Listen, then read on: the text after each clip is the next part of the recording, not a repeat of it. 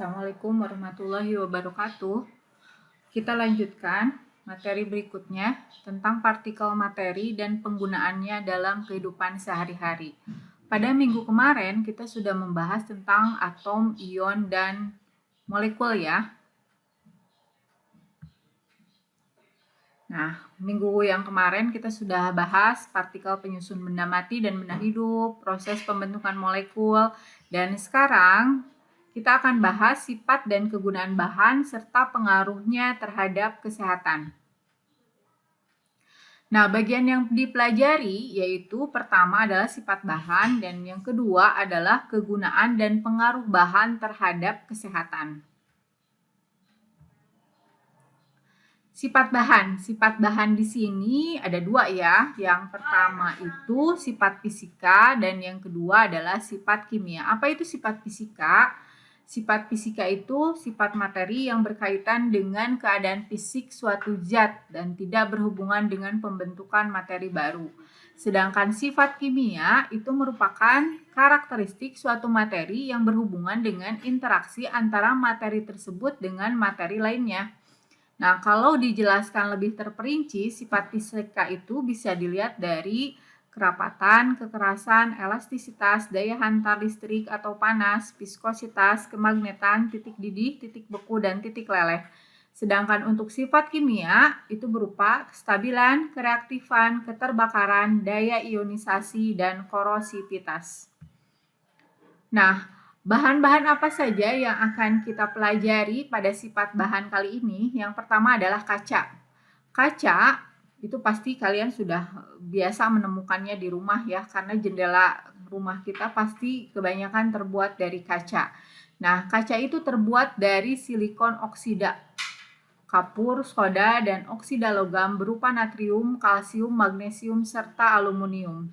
Sifat-sifatnya bagaimana? Pertama, wujudnya padat, mudah pecah dan tembus cahaya, tahan terhadap panas, mudah dibentuk jika dipanaskan pada suhu tinggi, tidak menyerap air, bersifat isolator, serta dapat didaur ulang.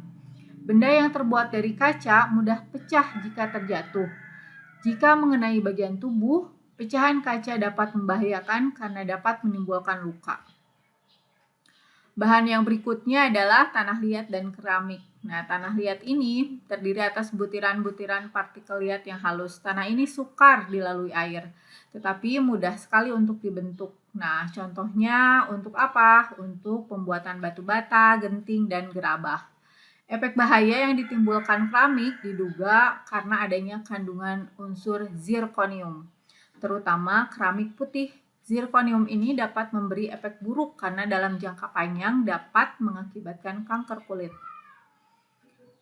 Yang ketiga yaitu serat. Nah, serat ini ada 3 macam ya. Ada serat alami, serat sintetis, dan serat kain. Serat alami tentu saja ini diperoleh dari tumbuhan, hewan, dan mineral. Nah, contohnya apa saja? Kapas, kapuk, dan rami. Kalau itu dari selulasa tumbuhan. Kalau yang dari serat hewan itu bisa dari kepompong, ulat sutra, ataupun serat protein. Bagaimana serat sintetis? Nah, serat sintetis ini sengaja yang dibuat oleh manusia. Nah, banyak sekali kain yang terbuat dari serat sintetis. Misalnya rayon, polyester, dakron, akrilik, dan nilon. Serat kain atau kapas yang berterbangan dan terisap, nah ini saat bernapas dapat mengakibatkan gangguan pernapasan. Serat asbes yang terhirup dapat menimbulkan sesak napas ringan, kegagalan pernapasan, kanker pleura, dan asbestosis. Berasalnya dari alam. Ada yang dari alam maupun ada yang buatan. Nah, sifat karet alam ini pertama, daya elastisitas dan plastisitasnya yang baik, pengolahan yang mudah, tidak mudah aus, tahan terhadap keretakan, memiliki daya lengket yang tinggi terhadap bahan, serta tidak mudah panas. Nah, kebanyakan karet ini digunakan untuk ban pesawat terbang, ban mobil, dan ban motor. Ada juga karet sintesis. Nah, ini dibuatnya dari minyak bumi, batu bara, dan gas alam. Karet sintetis memiliki kelebihan untuk beberapa keadaan, yaitu tahan terhadap berbagai zat kimia, harga cenderung stabil, serta pengiriman atau suplai karet sintetis jarang mengalami kesulitan. Karet yang dibakar di seberang tempat dapat menimbulkan dampak negatif terhadap kesehatan, serta gangguan fungsi paru-paru dan sensitivitas indera penciuman. Oh, satu lagi, ini adalah kayu. Kayu memiliki sifat keras dan kuat, tidak menghantarkan listrik, tidak tahan terhadap air sehingga mudah lapuk jika berada di tempat basah, kecuali kayu besi atau kayu ulin. Ini mudah dibentuk serta massa jenisnya bervariasi. Pada proses penggergajian, debu kayu yang dihasilkan dapat dengan mudah bertebangan dan masuk ke dalam tubuh melalui saluran pernapasan.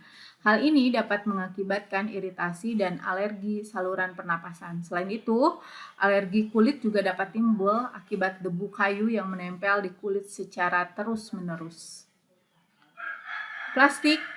Nah, ini banyak sekali nih plastik di sekitar rumah kita. Plastik itu sifatnya tidak menyerap air, ringan, tidak mudah pecah, lentur, mudah dibentuk, tembus pandang, bersifat isolator, tidak tahan api, serta tahan karat. Beberapa bahan plastik dapat menghasilkan dioksin. Jika digunakan sebagai wadah, makanan berlemak atau berminyak dalam keadaan panas, dioksin sangat beracun bagi sel tubuh dan dapat mengakibatkan kanker. Nah, berikutnya adalah logam. Logam sebagian besar berwujud padat dan mudah berkarat. Bersifat keras dan kuat, tidak menyerap air, tahan terhadap panas dan api, menghantar panas yang baik, serta dapat ditempa. Besi berkarat serta jarum suntik atau peniti yang tidak steril dapat mengandung bakteri Clostridium tetani yang menjadi sumber infeksi tetanus. Jadi ini akan menjadi sumber penyakit tetanus. Selain itu, limbah pabrik yang mengandung logam berat dapat mencemari sumber air. Jika sumber air tersebut dikonsumsi, dapat menyebabkan penyakit ginjal. Demikian materi untuk pembahasan tentang sifat bahan dan pengaruhnya terhadap kesehatan.